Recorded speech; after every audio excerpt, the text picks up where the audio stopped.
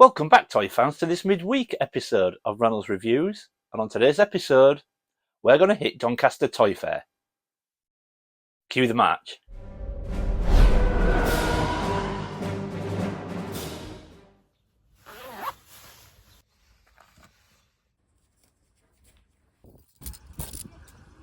Welcome back, folks. Now, like I said, today we are going to hit Doncaster Toy Fair. We've got Pete in the driver's seat. And what we're going to do today, we haven't gone for the early bird tickets today. We're not looking for anything specific, so we're just going to go in at 10:30 with the general public. So we're on the road and we're going to see if we can find some bargains. Let's do this.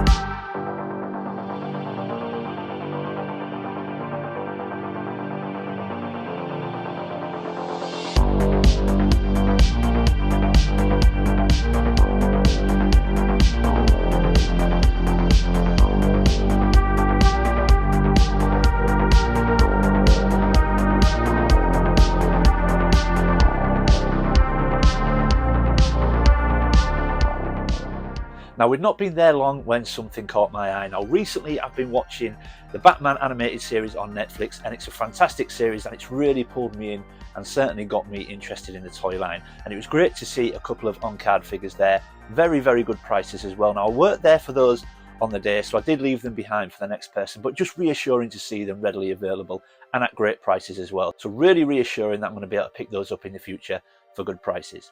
But we pushed on.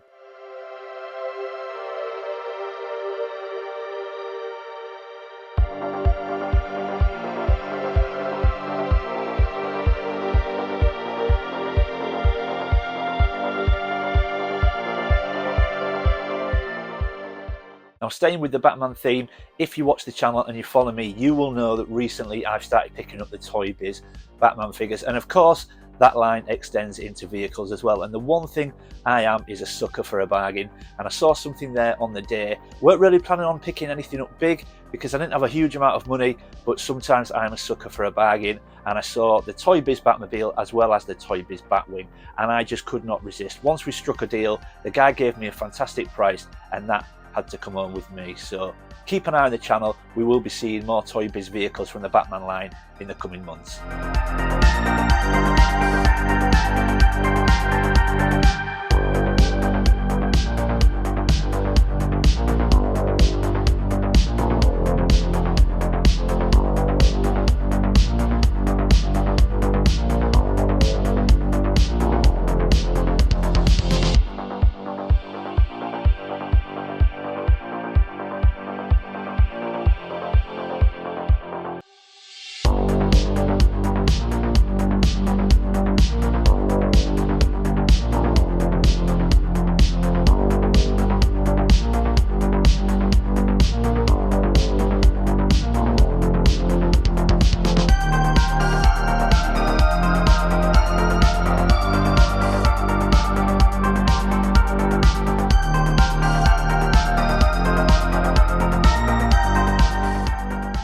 So after my first bargain of the day was going great, and then we came across a stall that had some amazing custom figures on there. Fantastic selection of custom figures. We got talking to the guys, and these guys are from a company called Nema Studios. Now, these guys have their own factory, and they were very insistent on explaining to me that these customs are not 3D printed, they're injection molded, they're very high quality, the cardstock was amazing, and the selection of figures they had on show were fantastic. I was very, very tempted by the holiday special Boba Fett. I weren't really there looking for customs because I'm trying to concentrate on vintage at the moment, but absolutely top quality figures. And that holiday special Boba Fett may be something that I pick up in the future, but Nema Studios, folks, check them out. I will leave a link to the website in the description. Fantastic customs, and if they're your thing, I recommend you check them out.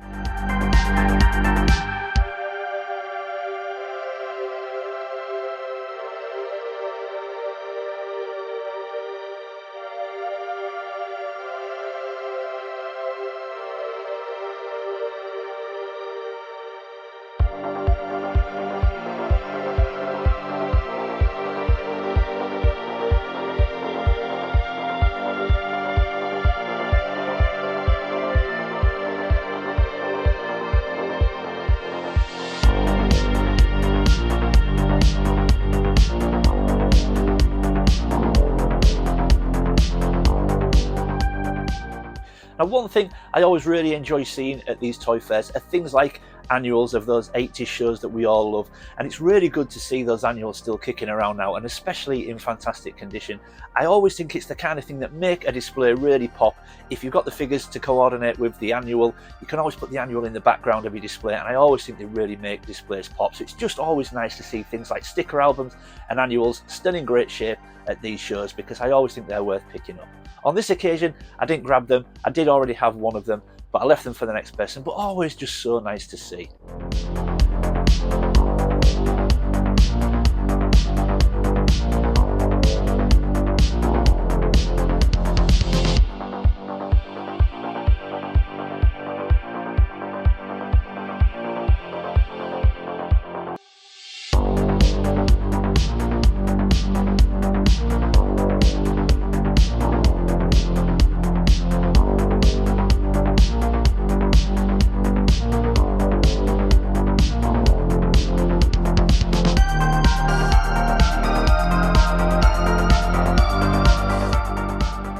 So by now time was getting on, and one toy line that I absolutely love at the moment is vintage Thundercats, and I could not leave on the day without grabbing one final bargain. Something caught my eye in a tub underneath one of the tables, and I picked it up and I realised that it was a vintage Thundercats fist pounder. Now, it did have a couple of issues. It had one piece missing, but when the seller told me what price he would let me have it for, I could not resist. I absolutely love a bargain, so I'm going to clean it up, try and complete it with the part that's missing, then it may well be going off to our VTR day for a little bit of love, care and attention. But keep an eye on the channel, because that again will be featuring in the coming months. But like I said, by now time was kicking on, so it was time to jump back in the car, head home and see what we managed to pick up on the day.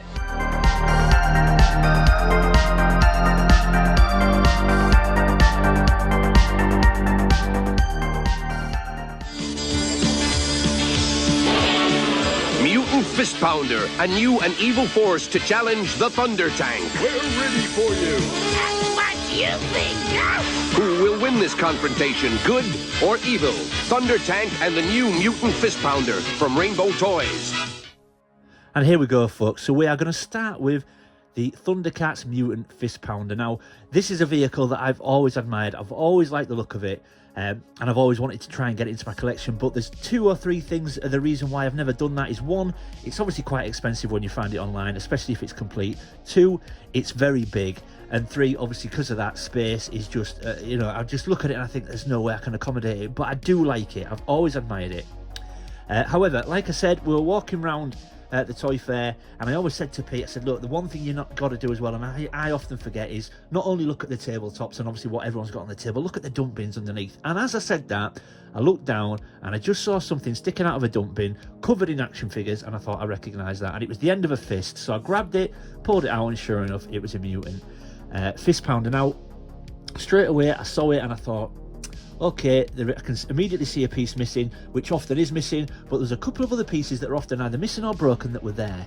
And I looked at it and I thought, that might be worth a punt anyway. So I thought to myself in my head, it usually goes for a decent price online, maybe 40, 50 pounds.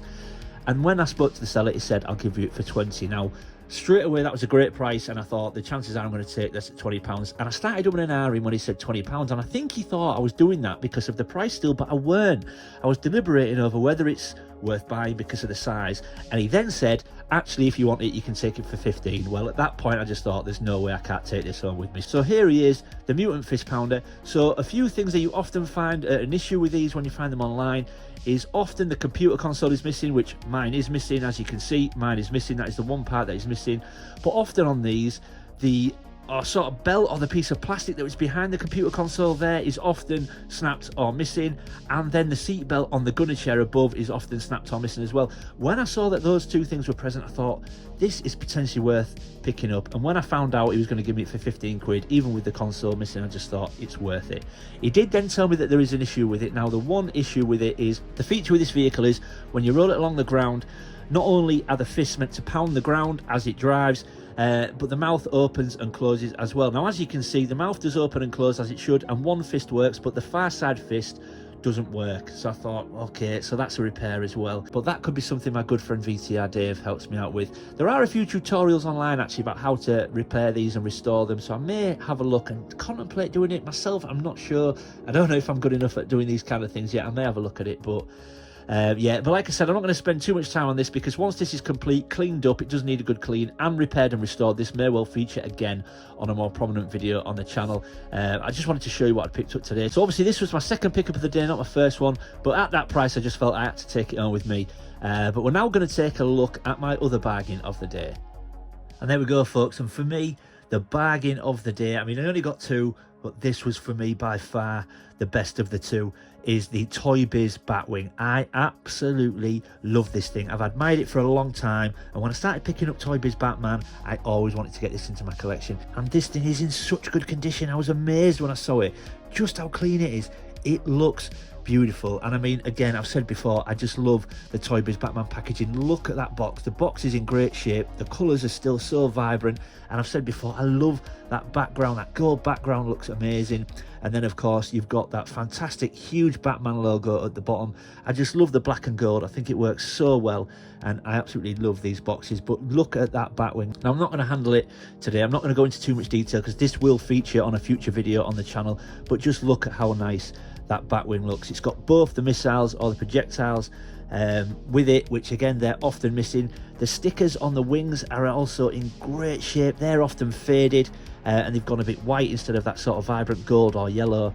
And you might be wondering why it's sat up like that. Now, obviously, if you're familiar with this toy, you'll know that it has like a handle underneath, almost like you're holding a gun, so that you can hold it and then you can fly it, and obviously it looks like it's flying rather than holding it at the back end. You can hold it underneath just to give it that sort of more accurate feature of it looking like it's flying. But ever since I saw the '89 Batman movie and I saw this vehicle, I just thought it was awesome. And that iconic scene, I love it, where he flies above the cloud line and just sits for a second in the moon, and you can see the silhouette of the Batwing and it looks like the bat symbol. I just think it's an amazing vehicle. So pleased that I got this. Like I said, keep an eye on the channel. This will feature more prominently in future on the channel, but I just love it. I love the fact that it's so clean.